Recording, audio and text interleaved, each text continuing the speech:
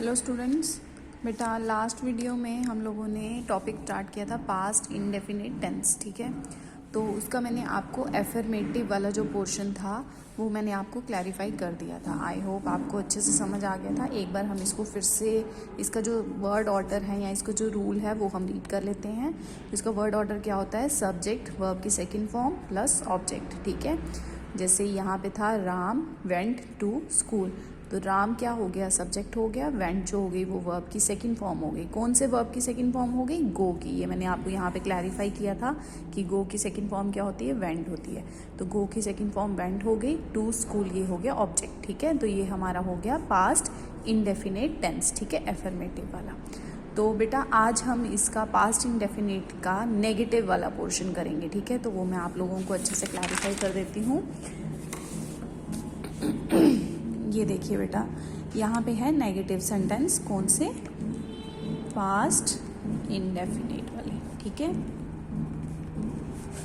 तो past indefinite का negative वाला पोर्शन हमने करना है, जिसका वर्ड ऑर्डर जो है सबसे पहले हम पढ़ेंगे subject did not plus verb की फर्स्ट फॉर्म। ठीक है, प्लस ऑब्जेक्ट। जब हमने इसका पॉजिटिव एफर्मेटिव वाला किया था तो उसमें हमने क्या किया था? सब्जेक्ट प्लस वर्ब की सेकंड फॉर्म। ठीक है, लेकिन यहाँ पे हम क्या कर रहे हैं? Subject plus did not. अब नेगेटिव है तो ऑब्वियस सी बात है नॉट लगेगा। ठीक है, डिड नॉट प्लस वर्ब की फर्स्ट फॉर्म। ठीक है, एंड ऑब्जेक्ट। अब वर्ब की फर्स्ट फॉर्म क्यों लग रही है यहाँ पे?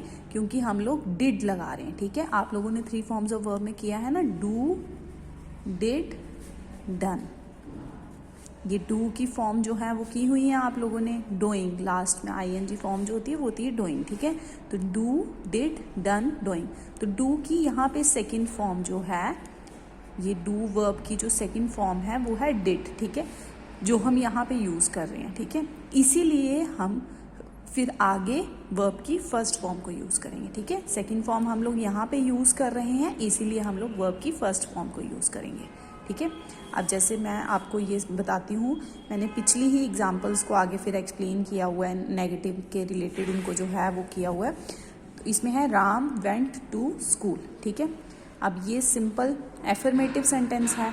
ठीक है, पॉजिटिव सेंटेंस है, पास्ट एफर्मेटिव है। ठीक है, अब इसका है राम। अब मैं इस रूल के अकॉर्डिंगली चलूंगी, हमने इसको नेगेटिव में करना है। Ram did not go to school.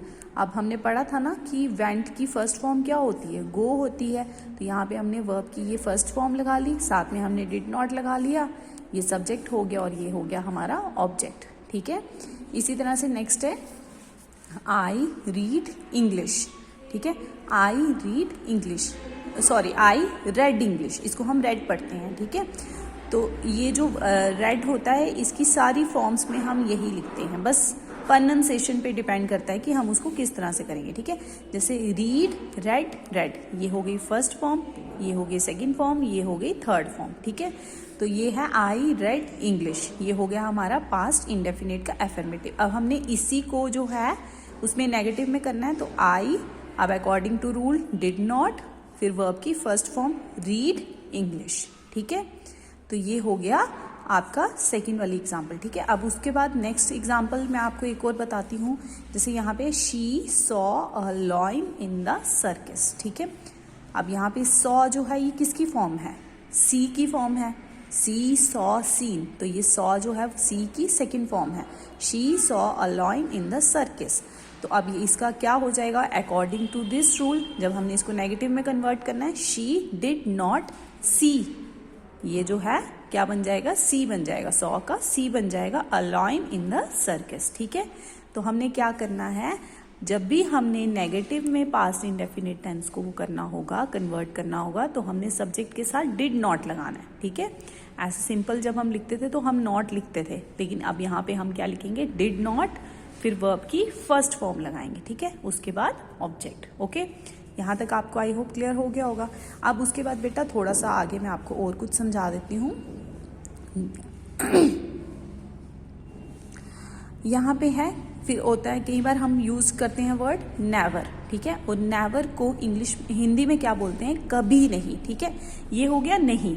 जो डिड नॉट हो गया मतलब नहीं, ठीक है। लेकिन यहाँ पे अगर हमें कोई सेंटेंस में आ जाता है कि जैसे मैंने ये लिखा है सेंटेंस, वे मुंबई कभी नहीं गए, ठीक है, तो यहाँ पे जो है कभी नहीं यूज किया है मैंने। अगर यही सेंटेंस में ऐसे लिखती कि वे मुंबई नहीं गए, तो इसका आना था they did not go to Mumbai, ठीक है, वे मुंबई नहीं गए, ठीक है, अगर हमने कभी नहीं लगाया होता। अगर सेंटेंस में आ जाए ट्रांसलेट करते समय आपको कि कभी नहीं गए, तो कभी नहीं जहां पे भी होगा हमने वहां पे क्या यूज करना है, नेवर यूज करना है, ठीक है।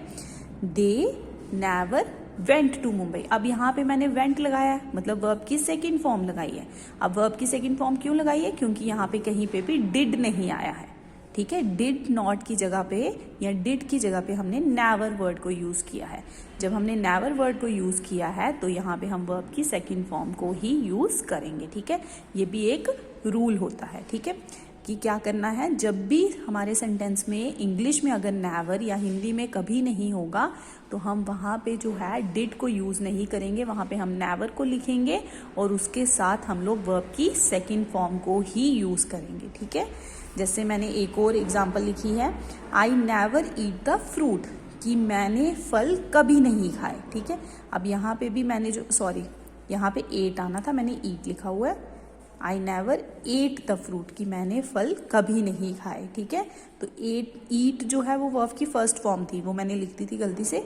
फिर उसके बाद वर्ब की एट जो है ये वर्ब की सेकंड फॉर्म आ जाएगी, उसके बाद द फ्रूट, ठीक है। तो आप लोगों को यहाँ तक शायद क्लैरिफाई हो गया होगा। अब मैं आपको बुक में भी इसका एक रूल समझा देती हूँ। जैसे बेटा ये देखिए, मैंने उसे नहीं पीटा, ठीक है, I did not beat him, ठीक है। बीट की जो सेकंड फॉर्म होती है उसको बिटन बोलते हैं, ठीक है। लेकिन यहाँ पे आ जाएगा, हमने डिड लगाया हुआ है इसलिए हमने यहाँ पे बीट लिखा है, ठीक है। उसके बाद है उसने किराया नहीं चुकाया, ही और शी, उसने में ही भी आ सकता है, शी भी आ सकता है। डिड नॉट पे द रेंट, ठीक है।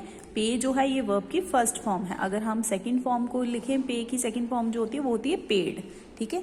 उसके बाद है हमने कार्य पूरा नहीं किया, we did not complete the work, ठीक है। यहाँ पे भी ये कंप्लीट वर्ड जो है ये क्या है, ये वर्ब की फर्स्ट फॉर्म है। अगर इसकी सेकंड फॉर्म को देखें तो इसका होता है कंप्लीटेड। उसके बाद है, अब देखो यहाँ पे है कभी नहीं, वे झूठ कभी नहीं बोलते थे। अब कभी नहीं आया है, दे नेवर टोल्ड, ठीक है। ये होती है इसकी फर्स्ट फॉर्म जो होती है वो होती है tell, they never tell a lie, ठीक है।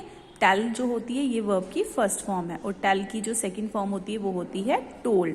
तो इट मीन्स ये क्या है, सेकंड फॉर्म है, they never told a lie, ठीक है।